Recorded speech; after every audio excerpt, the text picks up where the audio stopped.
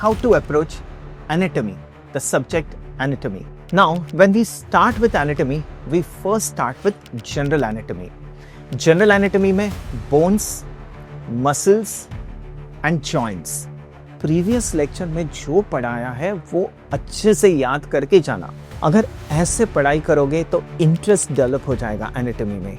मतलब आप डिसेक्शन करोगे, आप एक्चुअली मसल्स देखोगे, वेसल्स देखोगे, नर्व्स देखोगे एंड वही सब आपको पढ़ना है. सोचो कितना इंटरेस्टिंग होगा. सो हेलो बच्चों, I am doctor Pradeep Pawar, professor of anatomy at PW MedEd. Today let us see how to approach anatomy, the subject anatomy.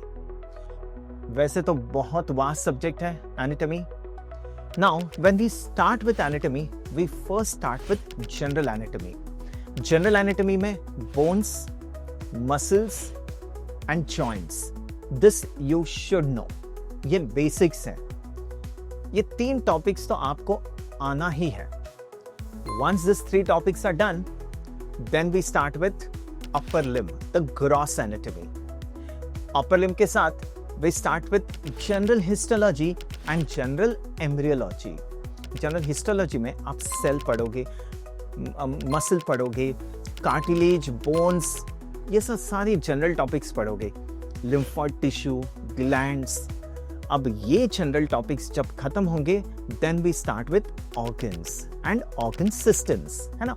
तो once you know what is hyaline cartilage, once you know what is skeletal muscle, तो उसके बाद आपको वो organ identification बहुत easy हो जाएगा. So this is what we do in general histology. General embryology, we study about fertilization. We study about the first week, second week, third week, and then we study till birth. Okay, the development till birth, we study the placenta.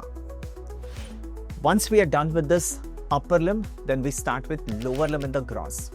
But so now your portions will start increasing, the topics will start increasing. Now you have to start studying together. Like gross भी पढ़ना है, histo भी पढ़ना है, embryo भी पढ़ना है. ठीक है? So then we switch on to lower limb. अब upper limb, lower limb के साथ आपका general topics खत्म हो जाएगा. And then we start with systemic, like thorax. For example, thorax start करते हैं. तो when we study the gross of thorax, we also study the embryology, the development of the thoracic organs. We study the development of heart, we study the development of lungs, the respiratory system, the development of veins, and इसके साथ हम histology भी पढ़ेंगे, microscopic anatomy of blood vessels.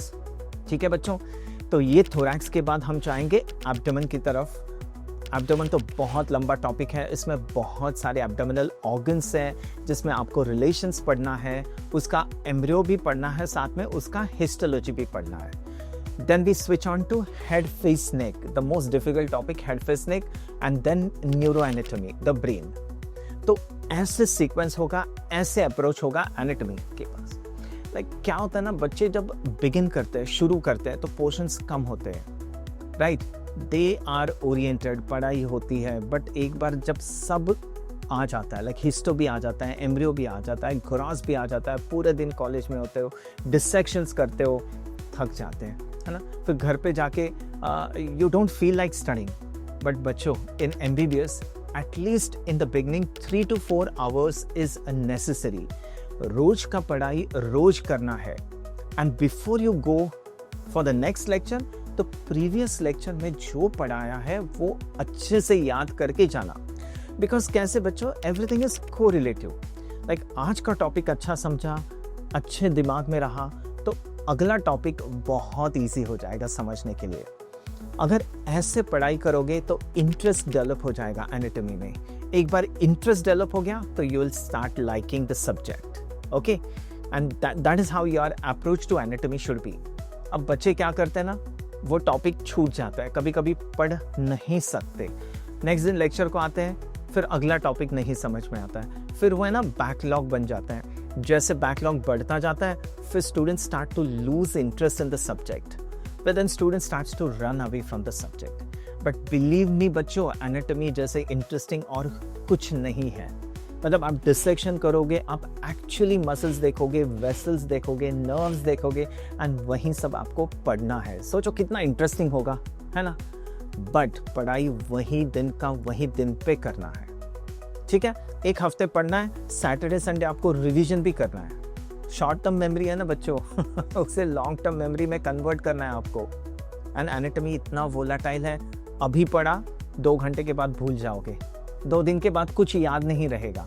So you have to keep on revising बच्चों, you have to keep on revising. अगर आज पढ़ा है आपने, कल कॉलेज जा रहे हो, you are travelling through metro, you are travelling through bus, तो just close your eyes and try to think क्या पढ़ा था कल हमने। बट दोस्तों के साथ बैठिए, दोस्तों के साथ डिस्कस करिए। ये 11-12 जैसा नहीं है कि आप खुद पढ़िए, दोस्तों के साथ डिस्कस करिए। The more you discuss the more your concept becomes clear. And एक बार मेमोराइज हो गया, then write your notes, answers लिखिए बच्चों।